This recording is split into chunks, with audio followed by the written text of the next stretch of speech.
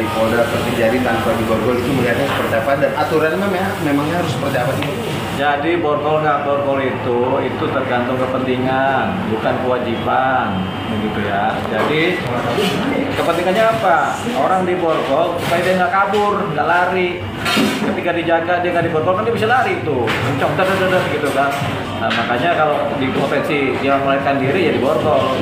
Tapi kalau ada satu tersangka kemungkinan nggak melarikan diri, kooperatif, kemudian yang jaga yang awal juga banyak, kan penyidik polisi kan yang awal kan, terus kemudian pegang pistol, yang apa diborgol begitu. Karena borgol itu kan kalau orang mau kabur, kalau enggak kan ngapain diborgol, apalagi perempuan. Jadi kita misalnya perempuan, dia lari juga langsung ditangkap gitu kan. Dia lalu jauh ditembak bisa begitu kan kalau ada prosedurnya kan. Jadi borgol itu bukan suatu kewajiban hukum ya borgol itu hanya menjaga hati-hati supaya jangan melarikan diri. Salah satu sarannya memborgol atau mengawal juga penting, mengawal dengan pasukan, memborgol juga penting juga. Tapi kalau dua salah satu sudah dipenuhi kemudian nggak ada potensi melarikan diri ya nggak usah diborgol karena borgol bukan kewajiban hukum. Tapi ini kita sendiri boleh meminta untuk tidak diborgol nggak sih Bang? Ya boleh aja kalau dia misalnya nggak melarikan diri. Yang awal banyak, ada polisi banyak, pada bersenjata semua. Buat apa borgol kalau mereka udah awal pakai senjata? Masa takut lari juga? Nah, yang awal 10, yang dijaga 1. Buat apa diborgol? Kan nggak ada gunanya. Setiap tersangka mungkin ada hak tersendiri untuk tampil lebih glamor atau itu kelihatan seperti apa? Ya tergantung ini sebenarnya semua tersangka diberikan posisi yang sama sebagai tersangka. Cuman kan setiap tersangka juga kan harus pakai baju. Ada yang baju dia pakai ternyata bajunya bagus, ada yang dia pakai baju apa adanya, ada yang dia pakai baju untuk menunjukkan bahwasanya dia adalah tersangka. Tapi itu juga kan sebenarnya nggak wajib juga itu kan. Apakah ada aturan mengenai harus memakai baju tahanan? Kan nggak juga.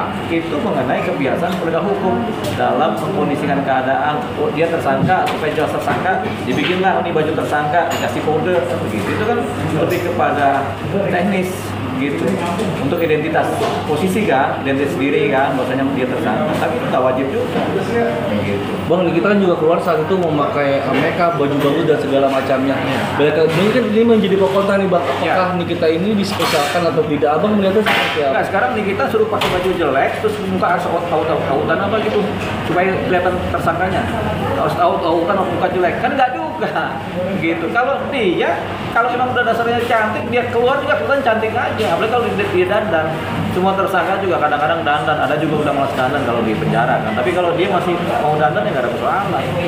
Gitu. Orang cantik ditahan, keluar dia tetap cantik. Begitu. Dia pakai baju juga udah memang kelihatan cantik. Masa kita suruh dia karena dia tersangka dia harus rambut nggak boleh sisiran, harus autan, nggak boleh pakai makeup, terus harus kelihatan capek, nah, kan nggak gitu juga. Bang, tapi ada ya masyarakat menilai dengan kemarin ngelihat kita tampilannya seperti itu ada semacam perlakuan khusus jadinya. Nah, ada perlakuan. Ya, menurut apa? Ya. Membuat penegasan ke masyarakat. Penilaian itu bebas, masyarakat boleh menilai karena melihat dan menyaksikan, oh kok berbeda ini. Padahal ya sebenarnya biasa-biasa aja. Banyak kok itu yang tersangka karena dia ada baju, ada ini dan kemudian dia rapi. Bagus kalau tersangka, walaupun tersangka dia harus rapi-rapi diri itu malah bagus. Jadi nggak ada perlakuan khusus, ya bebas-bebas aja. Yang penting dia tersangka. Kan bukan fisik yang dilihat, tapi nanti proses hukumnya nanti dilihat kan. Ya nanti dihukum atau tidak, dia bersalah atau tidak kan begitu. Apalagi masih dalam proses ini kan asas praduga tidak bersalah kan masih ada juga.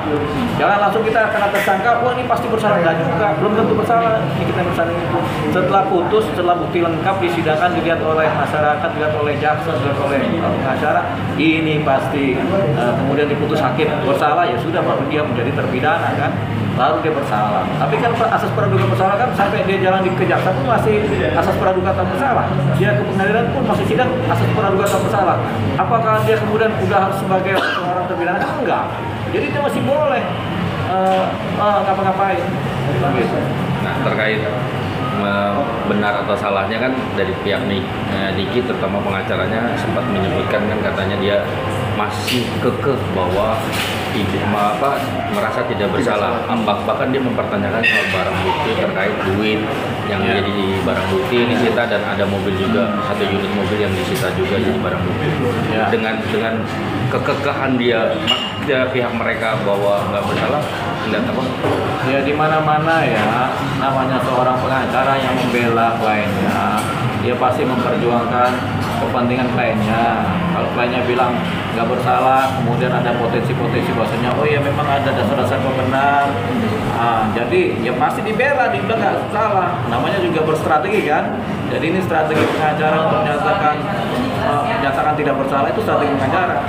Gitu. Jadi bukan kita terus ke bawah juga pikiran itu. Nanti keputusan mengenai bersalah tidaknya sebenarnya adanya di persidangan setelah putus, setelah bukti-bukti lengkap, cerita lengkap, kemudian hakim menilai oh ya memang dia bersalah, diputus, dia baru bersalah.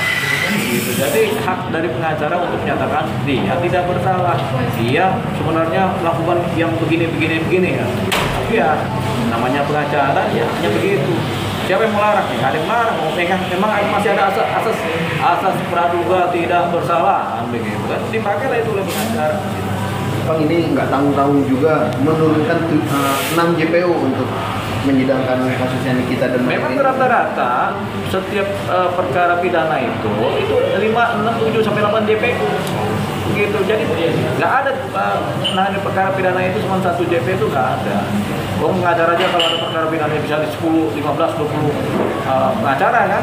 Apalagi JPU udah bagus tuh cuma 6. Biasanya tuh 8, 9 gitu. Karena apa?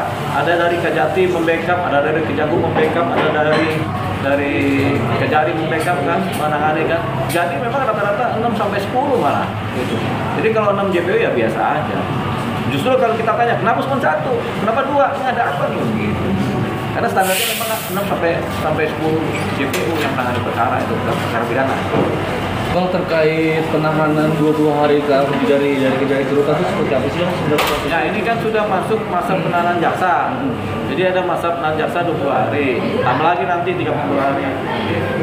Nanti kalau kurang lagi tambah lagi. Itu selama persidangan tuh begitu. Kan selama persidangan harus ditahan juga sampai dia putuskan. Gitu. Jadi dia tidak ditahan terus sampai ada tahanan dari pengadilan. Jadi hakim, ketua majelis lewat ketua pengadilan yang akan memutuskan penambahan penahanan, tapi hakim yang memutuskan itu, hakim yang minta penahanan. Jadi nggak bakal lepas dia sampai putus baru kemudian apakah bersalah atau tidak. Kalau bersalah ya semuanya dijalankan. Berarti sama halnya seperti waktu ditahan di Polda ya Pak? Ya. 20 hari nambah lagi kalau memang penyelidikan. Ya, berbeda. Oh beda. Karena jam waktu jaksa lebih pendek. Baru nanti ada masuk penahanan dari pengadilan, dari majelis hakim. Gitu. Tapi panjang dia kontinu. Yang pasti sampai vonis ya? Sampai vonis. Oke siap. Ada lagi semua? Sip. Bang, satu lagi.